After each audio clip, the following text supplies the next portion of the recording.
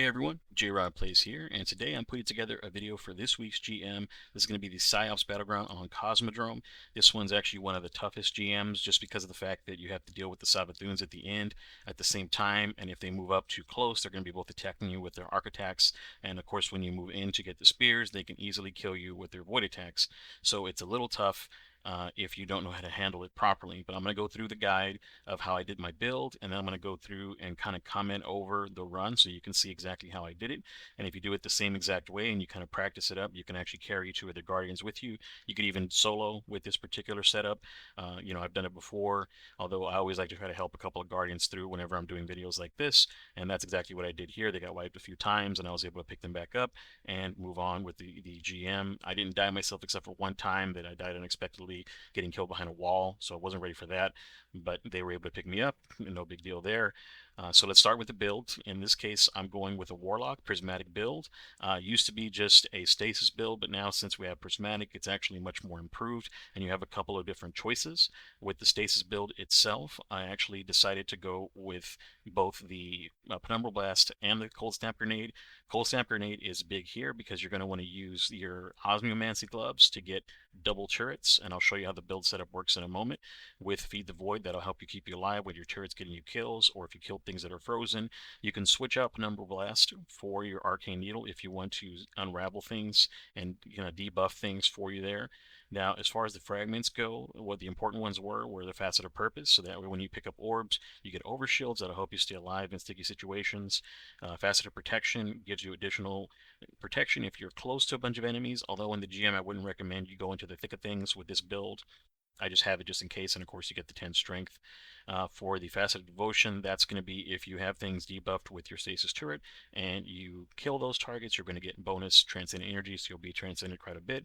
And it's actually really good because the Transcendent Grenade can stun unstoppable champions. So if you kind of throw your grenade around the corner and hide, and the champ walks into the area and gets frozen, once the freeze breaks, they'll end up stunned, and then you can do damage to them. For the Facet of Grace, since I'm using Wish Ender, it's going to be my primary damage dealer for a lot of things, even shields included. It's really hard to compete with an overcharged Wish Ender, so that's one of the weapons that I always recommend, just because it goes through the barrier of any champions that have like barrier champs set up. So for example, the Lucent Hive boss, you can shoot him straight through his barrier. Anybody that walls up, like a knight for example, when they put their black wall that's in front of them and they regen their health, you can actually shoot through that black wall and kill the knight through the black wall, and you'll see me do that in the video plenty of times. So this will get you your super quickly, and you can spam your super more often. I don't tend to use it as much just because I'm playing back just in case my teammates die, and it's good that I do play back, but you can always throw your super through kind of like an opening, and your super will track and kill whatever's near it, since we're going to be using the Nova Bomb. The reason why we're doing Nova Bomb over what I would normally use is the Winter's Wrath, is the Nova Bomb itself is going to synergize with the surges for this week, which is Void. And the Void Surge will allow then my kinetic weapon, which is the Wish Ender, to be overcharged, doing more damage. So that's why I'm doing Nova Bomb Cataclysm. And it actually works out really well because, again, you can throw it from around the corner. The bomb will track to whatever's nearby, and it'll do damage, and it'll clear out large areas, and it can save you as well and proc your Devour. So Facet of Awakening is just the last one that I threw in here. I did this for stats so I can have maximum resilience while still having 70 on my recovery and 100 on my grenade. And of course, you want to make sure that resilience and grenade are as high as possible for this build. And this one just says here, if I rapidly defeat targets with lighter darkness damage, or if I get super final blows, that'll give me the same elemental pickup. So it'll be a Void Breach that I can pick up, and that'll give me additional health. It'll give me health back. Now for the weapons, again, we discussed the Wish Ender. I also threw in a bow under your skin. And the reason why I have this bow is because in the artifact, I was specking out all the Void things. So I had like Volatile Marksman. I had the Void Flux. You also have Malign Harvest, so you get weakening, you get additional volatile rounds on the bow, and that'll spread the weaken to nearby targets. I didn't use it too much just because of how good the Wish Ender is. I tend to use the Wish Ender more. And of course, I'm going to be using Particle Reconstruction for my linear, and that's going to be for the Unstoppables. So back to the linear. I'm running the Doom Petitioner with Reconstruction and Precision Instrument. You, of course, hold your linear, you wait for the Unstoppable round to load, and then you shoot the Unstoppable. I also have Stun Loader, so when I stun him, I get more ammo back into the mag. So not only am I overloaded with the Reconstruction, I also have Stun Loader if I don't happen to have that to keep me firing, and it chews through unstoppable champions. You'll see in the video, they go down super quick. They hardly even get an attack off on us. And of course, we had some decent coordination as well, shooting on those things. And I have adaptive munitions so that no matter what color the shields, I can actually chew those down as well. And there tends to be void shields in this GM, so this is something that we take advantage of in the GM. Let's go into the armor. Now for the armor, I maximize resilience, recovery, and discipline. And for the setup that I have on the armor, I tried to make sure that I always had a turret as often as I could, so I'm using double grenade kickstart. And then I also have elemental charge. This will allow me to then pick up any additional void breaches that are on the field, and that way I can get additional charges of light to get my grenade kickstart going. But of course, you pick up an overpower, and that'll stack it up for you too. I went with 2 arc resists and a void resist. In this case, the 2 arc resist is going to be for Savathun's attack, and the void resist is going to be for any of the attacks from the unstoppables. You want to be able to survive those.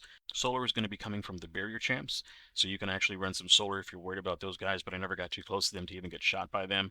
And then of course the champs that you're going to be dealing with that are fallen, which are going to be the servitor barrier champs. Those champs shoot void, so I have protection from that with the void resist. For the helmet, I'm running heavy ammo finder with kinetic siphon, so I can create orbs of power with my wish ender. And then I'm running heavy ammo scout, so that when I get a heavy ammo brick, my teammates get a heavy ammo brick, and that keeps us going. I have recuperation, so I get health when I pick up an orb. I get grenade cooldown when I pick up an orb as well, and that's going to feed my turrets. I have Reaper, so whenever I do end up casting my class ability, I create an orb of power on my next kill. And then Bomber, of course, if I'm close and I need to proc a Bomber energy gain so that I can get my next turret, I can do that as well. Important is also Proximity Ward. It can save you in a situation where you're near an enemy that can be finished and you're low health. You can just finish that enemy. That'll give your shields time to start charging back up, and that can save you as well. And then, of course, just the stats to fill. And so that's going to be the setup on the build.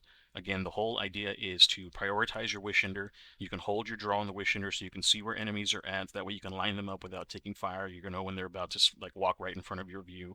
I use that as well in the middle area where you go into the tunnel and you have that middle room with the bell and a bunch of ads spawn in all 4 corners. I didn't die there because I was able to see through the walls and figure out where the enemies that were dangerous were going to be shooting from. And I stayed back and let my teammates push up and use their half barrier so they could build up their bolt charge. Other than that, again, swap to this whenever you need to chew through shields. You can also chew through shields with your Wish Ender. You can just brute force it because of the amount of damage. And then, of course, Doom Petitioner is just for Unstoppables. And if you have something large that you want to knock down, but I just basically saved it for the Ogres and the Unstoppables. And on the final boss, you'll hear me talk about just kind of the strats on the Savathun side. But the Wish Ender is big there because, again, you can shoot through the shields of the final boss, the Lucent Hive boss, whenever he's standing in front of you, and you can actually pick through small little areas where he'll hide behind. You can shoot him in the arms and legs very specifically, very accurately, and the Wish Ender is just super strong. You can also use Revision Zero. It works well too, but I just prefer Wish Ender. That's what I'm used to. It does a lot of good one-shot kills on like Sniper Vandals and things like that, you'll see. But if you have any additional questions on the build, if I missed something on the build that was important, if I didn't go over specifically kind of how these things work, like if you're not familiar with having to hold your grenade to throw out your Bleak Watcher and you don't understand the aspects of that, you can always leave me a comment and I'll be glad to go over it with you and kind of answer any questions that you have so you can get your build right and you can get your GM done and you can get your Lotus Eater. I happen to get lucky on my first run. I was able to get the Strategist with Repulsor Brace anti-stabilizing rounds. I actually wanted one of each of these. I wanted a Strategist destabilizing and a Repulsor destabilizing, and I got it all in one gun, so yay for my vault space. But other than that, I'm going to go into now the section where I discuss the tactics, and I'm going to go through and comment over my gameplay, and I'll see you guys in that part of the video. Alright, so dropping in, you're going to start in a safe area, so just make sure that you have your weapons prepared and your abilities are squared away before you go ahead and head out into the main area, because you're going to start dropping abilities right away. The very first thing that I like to do as soon as I open up this garage area is I throw my turret.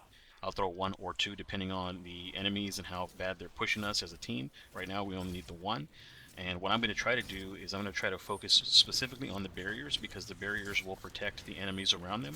As you can see, I'm keeping the right barrier from protecting enemies by forcing it away, and I've killed the left barrier with my team, and now we're going to go back to the right barrier.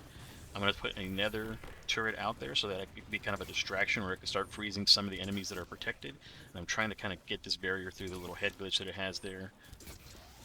Now you want to make sure too that you're getting a full draw on the barrier whenever it's covered itself with its barrier, because that'll get a one-shot removal of its barrier. If not, you have to chip away at it, and sometimes it'll get its health back in that time. It's actually pretty fast in this particular GM, and you'll see that happen with one of the other barriers further on. Now, from here with the payload, you want to only send like 1 or 2 people forward. You don't want to have everybody hugging the payload the whole way.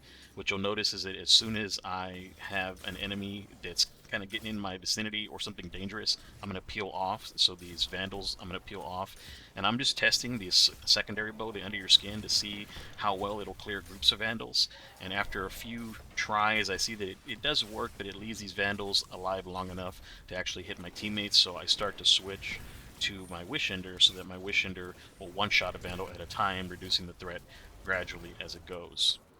As you see here, I've made the switch, and I'm going to almost exclusively use my Wish Ender for these vandals going forward because it does that double hit, which will one-shot kill the vandal if you catch it right.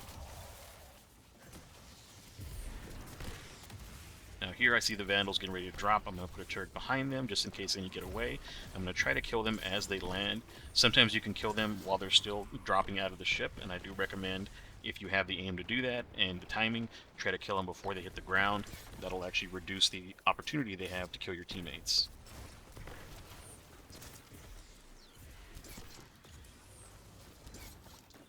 And again, I'm using my bow to pop the void shields because it's just the most efficient way. I can just shoot through it with a few shots of my Wish Ender, but I brought that void bow. I'm going to get some use out of it. Now what I'm going to do is I'm going to prioritize any threats to my team first. So the Vandals come first, then the big captains, and then any of the other little guys, because those aren't going to necessarily one-shot you. Even the spear guys aren't going to necessarily one-shot you. But as you see there, my teammate wasn't looking at the Vandal, and he got hit by the Vandal and one-shot. I guess he doesn't have resist, like the arc resist or sniper resist, so he just got one-shot by the sniper.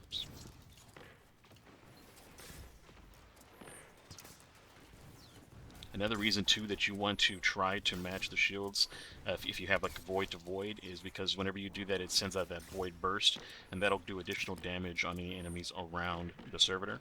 So that's another reason to try to use your void weapon if you have one like me, to pop the void shields, or if you have an arc weapon, arc shields the same way. So there you can see I very quickly dealt with the snipers. They didn't even really get much shots off onto my team, so my team didn't even have to worry about them. And here I'm taking snipers out even before their feet hit the ground. Now the reason they disappeared is because we pushed up far enough that the Brig has fallen down. And so now what I'm going to do is I'm going to use my super, I think, and I'm going to then also pop Transcendence on this Brig in order to try to get the Brig down quickly so that it doesn't get its attacks off. I'll even use my heavy if necessary, because the Brig is that dangerous. If it gets one big attack off, it can wipe your team, so you want to make sure that it doesn't even get that chance. And there's the debuff from the artifact perk.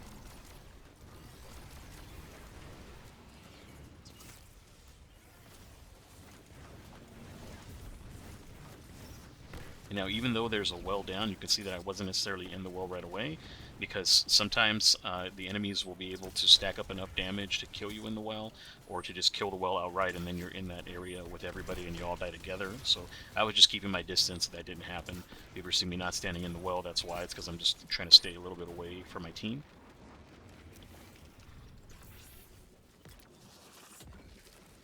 Now in this section, the dangerous part is coming up where you have a bunch of exploders, and they're strong. As you can see, they're going to take multiple arrows from my secondary bow, but I believe I can one-shot them with like a buff. If I have some type of like a radiance or something like that, I can one-shot them with my Wish Ender.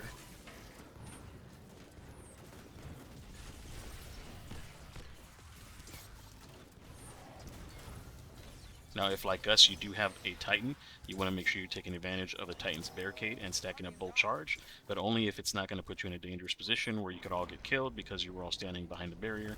And remember, the barrier does taunt enemies, so enemies are going to be focusing that, and splash damage can chip through that and kill you.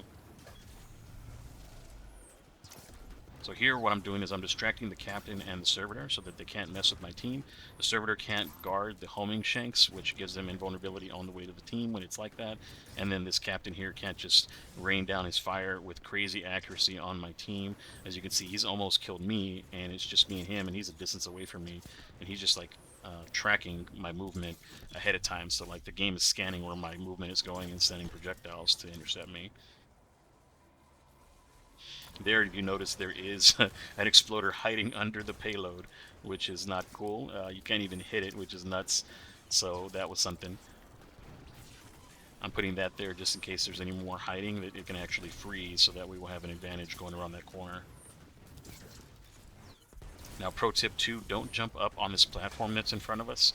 I've seen teams do that, and I used to do that myself, and I thought that it was just natural to have a set of wizards spawning up there with boomer knights, but they actually do not spawn if you don't jump up there, so do not jump up on this platform that's in front of us to try to get a good vantage point or get high ground on these enemies that are coming and spawning. Just stay down behind the payload and use the payload for cover.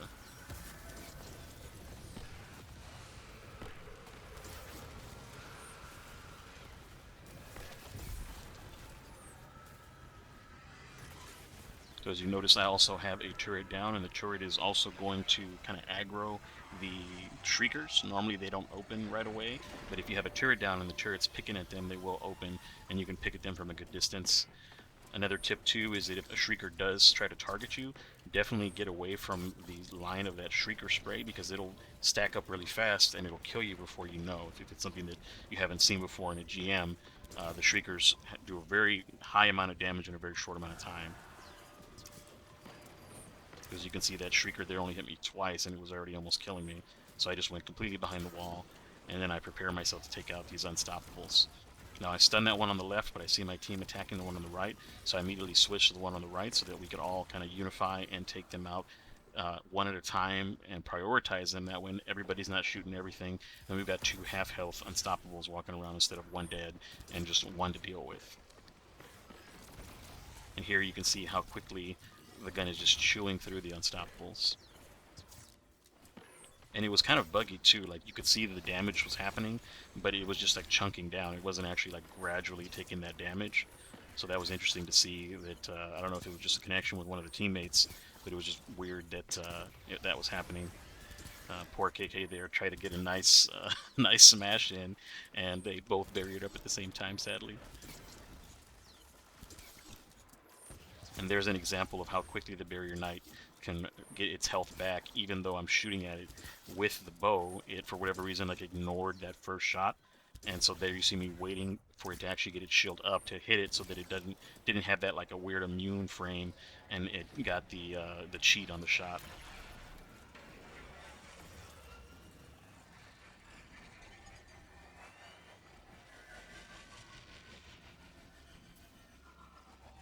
If you've done the videos that I posted and you have the new path, you start to get these small little orbs that drop to the ground. Just keep an eye out for them. You're going to see me grab them here. They give you reputation for your new path. You know, Series is plus 21 taking mastery on the right side there. Just keep an eye out for those as you're going through any of your adventures, and that's an additional way to get through that new track to kind of help catch up. Now this is the room that I was referring to in my build guide, where you have enemies spawning in 4 corners, and it can be very difficult to actually be in that room and stay alive. So what most teams do is what we're doing here, is you stay out and you just fire through the door, and you allow things to kind of bottleneck themselves in front of the door. But you also don't want to be too far up where you're blocked in by your teammates behind you, or you are the one blocking your teammates in, because you're going to need room to escape, especially if you start to get attacked by wizards or ogres, and they have, like, again, a lot of high damage in a short period of time.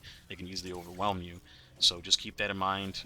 If you're the person that's watching this video, I recommend that you're the one that's going to stay back like I'm doing here. You'll notice that I let my teammates go up front, especially the Titan, who's got the barricade, so he's going to have the most benefit from being up front.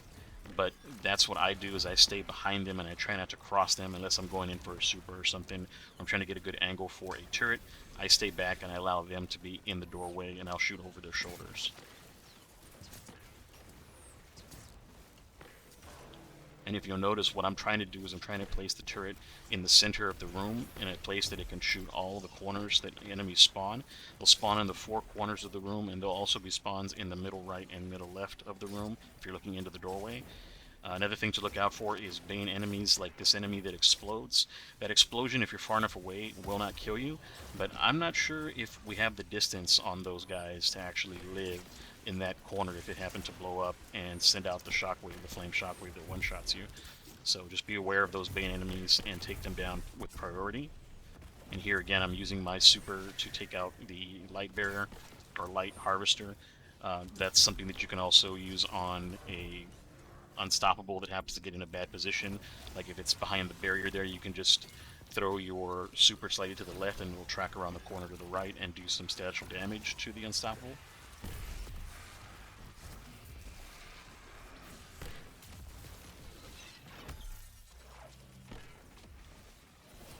That's another Bane that's like the Meteor Bane, so there's an enemy there to our left that fires meteors. It's part of its main ability. And you can see that's the Revenant Knight there.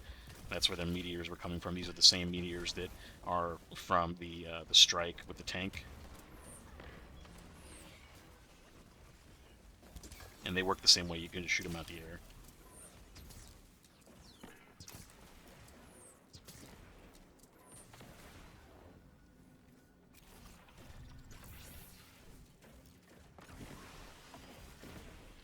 And so here, Fabio was in a position where I was mentioning where he was kind of the one that was stuck in front.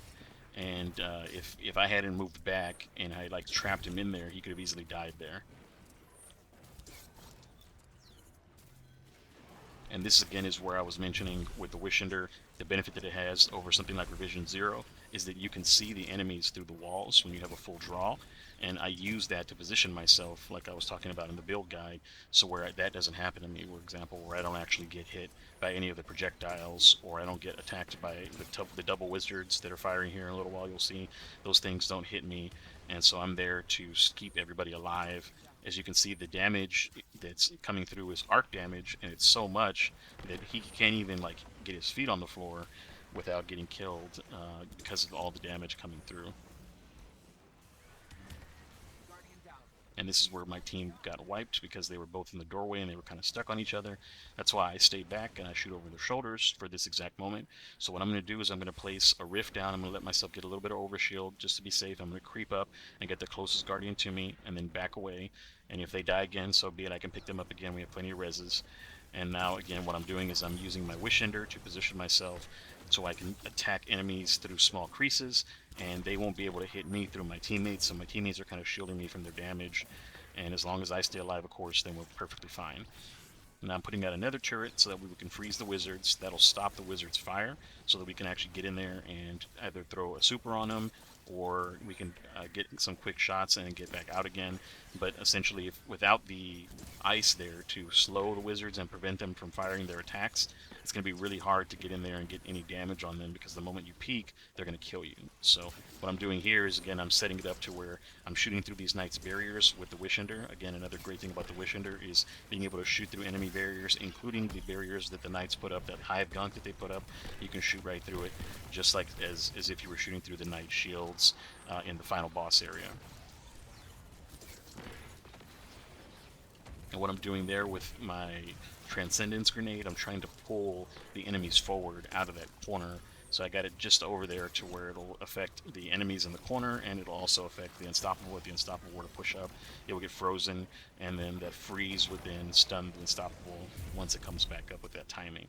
So that's exactly what we're doing there. I'm getting out another turret just to help out my team. And he's going in there to, or she's going in there, I guess, to finish that out. And I'm just throwing my super in there as a chaser just in case something happened to survive. That super would prevent anything from happening to my teammate because that would have finished off something that had like a few bits of health.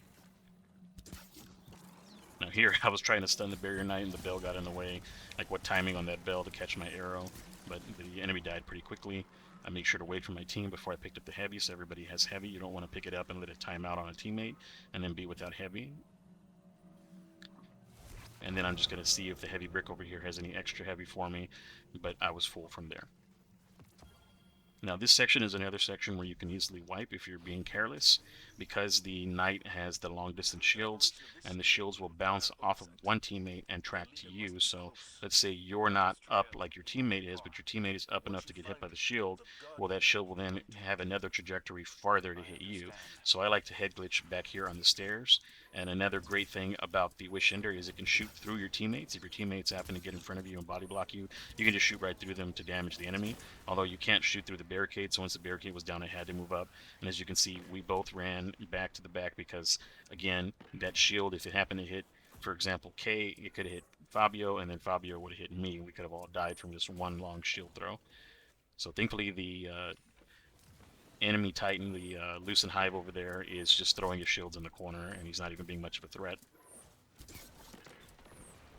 If he continued to hide in that corner, though, what I could have done and would have done is to drop a turret over there and have the turret pick at him.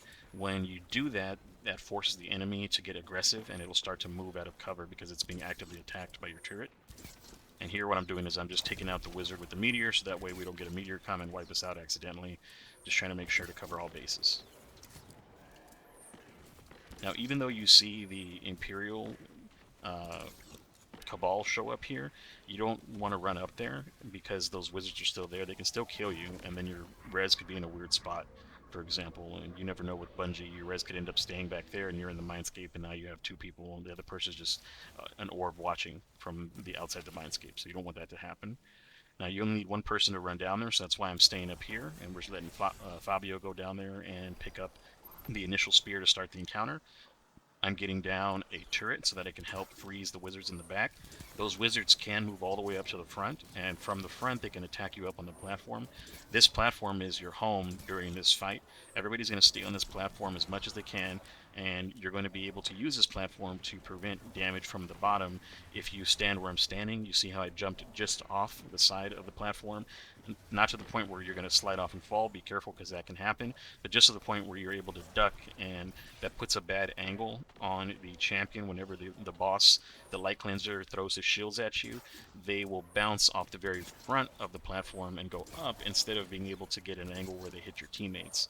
Now, because our teammate has his barrier down, it's also possible that it may bounce off the barrier, but the barrier also draws enemy fire, so that's going to be kind of a downside. It's a benefit because you get more damage with the bull charge, but it's a downside when it comes to the Savathun phase, because Savathun will focus that shield, and that shield allows splash damage. So if you're too close to it and you don't stand enough distance away, then you don't have to. Then you'll get splash damage. Basically, you'll see what I mean. These guys will get killed in a little bit doing that exact thing. Now that meteor that you saw back there, not that meteor, but the flame explosion, again, you want to pay attention to the wizards, because if one of them gets close enough to you, I believe if they get all the way to the edge and blow up like that, it can still reach you and one-shot your team, so just keep an eye out for the enemy Banes, just like that. I tried to still kill it, but I didn't get it in time, but it was far enough away, it didn't matter. And what you'll notice too, while I was talking, if you were seeing our fight with the boss, I was able to pick at him through the actual hole that's in the center of the pillar that he's hiding behind, and that's again a major benefit of a bow and a precision weapon like that, is that you can kind of thread the needles a lot of the times, and you can get damage on him when his arm is sticking out or if his foot's sticking out. And even though he's hiding and he's kind of making it to where you would have to normally go down there, you can still find ways to get damage on him and prevent yourself from getting mobbed by all the enemies down there. Now in this phase, of course, you want to prioritize the ogre, wait for it to spawn, hit it with everything you got, and try to burn it down as quick as possible. As you can see there, between the bolt charge and the stun and the debuff, he died rather quickly, so that's what you want ideally every single time. You want that ogre not to even be able to leave that back area. Then the second phase too, there'll be another ogre, but it's not an unstop, so you just want to make sure that you account for that, because it won't stun. It'll just continue to run toward the front, and it'll even try to hide like the boss does. Another key here is when you're fighting Savathun, you want to make sure to do what I'm doing here. If you pay attention, when Savathun fires her attack, I jump, and the attack will track me up. I'll actually clear the initial fire, and then the fire that's above me will pass over my head as I'm falling back down. So it's kind of like a jump, and then you kill your glide. Or if you're on a hunter, you would just like do a single or a double jump and then kill your jump so that it drops back down again. Same thing with your Titan. Cut your thruster so you fall back down again, and you won't take any damage from the Savathun. Every now and then she'll clip your toes or hit you in the head with one, but as long as you only take 1 or 2 hits with your double arc protection, you'll be fine. And you'll see even later on, I get into a situation where both Savathuns are in a bad position. Like the most unlucky thing you can get is both Savathuns pushing up to the front. And here's where I die behind the wall, by the way, which is absolute nonsense. Like I'm literally protected by the wall, and she kills me there. She even almost picks up Fabio. Fabio did a real quick 180 when he saw that. And here's what I mean about attacking the shield. You see that splash damage? We could have wiped right there. And this is where I'm telling him, hey guys, you have to jump the attack. You can't just sit there. So Fabio thankfully has his super. We're able to not only get the res, but he's able to get a spear. I'm going to grab a spear as well and teleport out. So for you, you want to make sure that you're familiar with the buttons and know what's what. You want to know what your slam is. You want to know what your teleport ability is. For me, I believe the teleport ability is my grenade key binding. And what I mean by teleport is it's a jaunt. So like if you jump and you look a certain direction and hit your grenade button, it'll teleport you forward a specific distance. And the reason why it's important is because soon when you're doing the double Savathun phase, it's actually very useful to grab the spear, turn around quickly, and hit the teleport button while she's attacking your after image essentially, and that'll land you right in the center of the platform where then you can turn to your right and jump up to the higher platform where we're doing our damage from. Another thing you want to keep in mind is, even though it doesn't look like there's any enemies, as soon as you go down there, the enemies are going to jump out at you. So you want to make sure you have abilities ready. That's why I pop Transcendence. And so what I'm doing now is I'm clearing the field of these enemies, and I'm playing it safe to make sure that they can't just kill me very quickly with their attacks. As you can see, there I'm teleporting away from any enemy fire that would have killed me if I didn't use my teleport. And so that's what I mean about getting used to the commands and using the entire repertoire of the spear to keep you safe and to make sure that you're able to carry your team again, because if a situation happens where I die and then my teammates find themselves getting double killed like they do later on, then really the run was on me. It was my fault because, yeah, they could have saved me, but had I not put myself in a position to be killed, I'm the experienced one here. I need to make sure that I'm making decisions that's going to result in a win for all of us.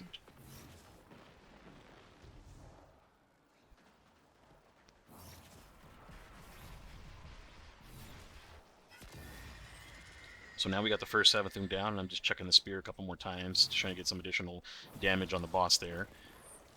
And so now I've got my super, but I'm going to try to save it usually for when I go down to pick up a spear to clear ads. Here is one of the more dangerous locations. When he pops into his shield phase and he's ready to throw his shields, I immediately go down to the safe area, because if the shield makes it up there and hits KK, it'll kill Fabio, and it could still possibly kill me, but it for sure will kill both of them.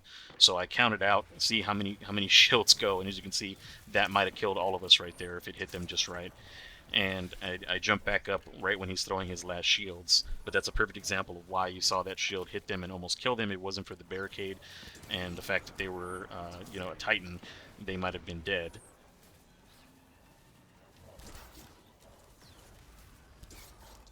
And so now you see as the boss is kind of hiding behind that half wall there, what I try to do is I try to get a turret over it so that it picks at the boss's back, and that forces the boss to move up. And you can see that's exactly what it's doing. It's also going to be attacking any wizards that come out or any of the little hive guys so that they're not like a distraction or they're not close enough to start throwing fire bombs at us. And so what I have to do now is I have to clear them out in the back so that way the turret will do its job and start attacking the boss again and not the acolytes. And so now we've got a good shot on the boss there, and even if he drops the shield, again, we're going to be able to shoot with the Wish Ender straight through his shield. We don't have to worry about his barricade. And then I've got the good turret, but he's done, so that it's kind of a, not necessarily a waste, but at least it's there, going to be handling the ads on the right. But here is the most difficult and deadly section. Now you're dealing with the Ogre, which will constantly fire on you if it gets close enough. We have two Savathuns, which just killed us on the left, so now I've got to balance this Ogre, and I got to make sure that this Savathun spray doesn't attack me. Fortunately, it's just the Ogre and the Savathun, so I only have two things to worry about. That third Savathun was back in the back and won't attack us unless we get close. But as you can see, even though I'm paying attention to what's in front of me, through my peripheral vision, I'm still keeping track of Savathun's attacks, and I'm still jumping because she's attacking me, and making sure that I'm dodging those attacks. So now what I'm going to do, now that we have a little bit of a clearance, I'm going to jump down. I'm going to jump and throw my attack so that it clears out all the enemies on that side. I'm going to try to clear out some of these enemies in the front. That other Savathun isn't moved up yet, so now I'm going to take my opportunity to pick up the spear. And I'm going to turn, I'm going to teleport, land, turn right, and I'm going to jump. And I'm going to try to do that the exact same way every single time. And I'm also going to try to avoid, when I come back into the main platform, into our damage platform, not flying into the line of sight of Savathun's attacks, because that has happened in the past before. We've been killed like that, where you know, coming back to the platform, Savathun was attacking the other person that was there up there, and that attack ends up hitting us from the side. It even happens when you go down to get the spear sometimes that attack will hit you, even though it's meant for somebody else, or like a Nova Bomb, like a weird place Nova Bomb can happen as well. So just keep an eye out for those things, and try not to get too close to her so you don't get hit by her Nova attack there. And as you can see, that teleport saved me from the majority of the damage, and I barely get out of there. So now we've got her to half. And this is the point, I believe, that the right Savathun, once we get this Savathun almost dead, ends up repositioning. You'll hear her like a screech, and then she'll teleport up into the air sometimes, and then reposition herself in a different spot. It just so happened that it was close enough that it could attack us from both sides when that happened, and that will happen later on. So again, grabbing the spear, turning, teleporting, so that I can't be tracked. And see, right there, if the boss was attacking me, that would have accidentally almost killed Fabio, because he would have landed right where the attacks were going, and he wouldn't have been able to change direction midair. And so here again, dodging, jumping if you need to. Be careful when you jump, because you get pushed a little bit by the spear. Make sure you don't end up getting pushed off the edge by the spear when you're attacking the boss, so keep an eye on your footing. Here again, I'm just dropping a turret in case there's any lingering enemies. Trying to make sure I don't take any damage from that attack, from the arc attack. Again, dodging, landing, using that to protect me, and then jumping up.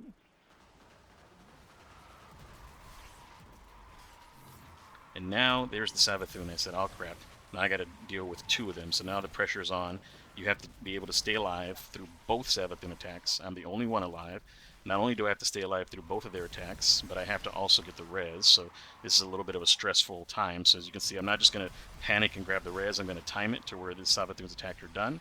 Then I'm going to jump to dodge these. I'm going to actually clear out and try to get the other Savathun to reposition. And then I'm going to dodge that super there just barely, so it gets a little hairy. Dodge in, turning around and getting some attacks on her to keep her from attacking them up there on the top so they can recover. And then now we're going to finish off this Savathun. And once we finish off this Savathun, this is kind of like the part where you can almost exhale a little bit, because you don't have two Savathuns to worry about to pinch you. Now you just have to go back to your old setup where you're grabbing the spear, teleporting to the middle, and getting back to the top. Fortunately, this Savathun's keeping her distance, so she's not even going to be really much of a threat for her attacks unless you happen to get attacked when you're landing here. As you notice that I didn't teleport forward because I wanted to see where her attacks were coming from. And here what I'm doing is I'm curving these attacks around this pillar. So if you attack Savathun just right, and you clear the pillar, the spear will actually kind of do a little curve and track to her. And so you don't actually have to expose yourself if you don't want. Now, I noticed that there was a wizard there, so I said, you know, let me make sure to clear the wizard so that KK can stay there and attack and not have to worry about dying. And we don't have to get a res in a bad situation. Let's say if the boss is pushed and her res is in a bad spot, then we kind of have to, like, two-man kill the boss, which is fine, but it's just not necessary. And so now what we're doing is we're just staying over here on the safe side. And what I'm doing is I don't know what the boss's health is.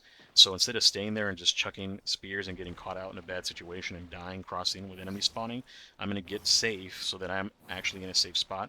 And then I'm going to run my spear out and check the health. I see that the aspect is almost dead, so I'm just like, alright, I'm just going to stay here. I'm not even going to go and try to get another spear. Now I set up cover for my teammates, who I know are going to need it. And I start picking at the boss. And now this one here, I played super safe as well. I want to make sure we basically have won the GM at this point. The only way that we could possibly die is if we get shield throw attacked and it tracks to us, so I'm going to make sure that I'm safe in the back.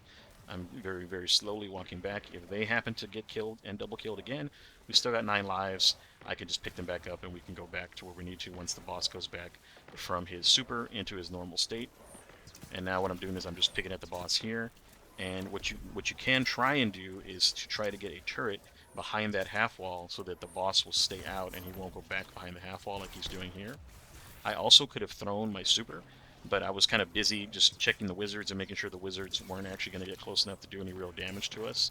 So this is just me again playing it super safe. I could have definitely been more aggressive and gone down there and tossed my super, and the boss would have died from that. And you go over there and don't forget to crush the ghost. So right now I'm hiding just to be safe. Kay's going down there, so I'm going to look and see how she's doing. I see that she killed it. They forgot to actually kill the ghost, so I'm going to get in there and throw my super to cover them. Kill the ghost, everything despawns, and we're done. And so that, I know there's a lot going on, and I had to kind of talk a little quicker to keep up with all the action. And hopefully you can actually kind of, as you're watching this, see kind of my line of thinking from there. We did so good as far as kind of getting through here by comparison to anybody else that Kay even invited us to run again. Unfortunately, I said, hey, I got to make this very video that we're talking about here. And I gave him a GG, and I gave him like a you're welcome for helping him out through the GM when they were wiped multiple times. That's usually, again, what I do when I make these videos. I try to go out and get a couple of Guardians, whether they're like really good or really bad. We try to make sure that we get through the GM with them and kind of get a good learning experience on what it's like to carry an LFG team. And so from here, if you have any additional questions on any of the positions that we were in, and I maybe missed something, or you're getting stuck at a certain part of the GM and you're looking for more tips or tricks, just go ahead and leave me a comment, and I'll be glad to help you guys out from there. If you have any additional questions on setup or builds or advice, if you're not a warlock, for example, if you're running it on a hunter or a titan, definitely hit me up in the comments, and I'd be glad to answer your questions below. Thanks very much for watching the end, and I'll see you guys in the next guide video.